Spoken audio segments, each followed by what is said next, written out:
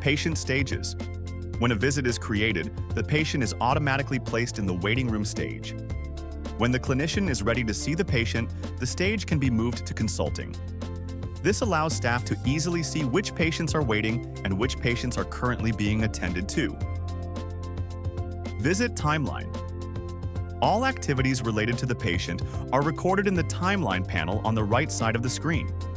The timeline helps you track what actions have been performed, what tasks are pending, where the patient currently is within the workflow. This provides a clear chronological view of the patient's progress during the visit. Using the action menu. Use the action menu to update the patient's status. For example, you can mark the patient as undergoing diagnostics or tests, ready for consultation, admitted to a ward. You can also use the action menu to move the patient to the consulting stage, admit the patient, transfer the patient to another department.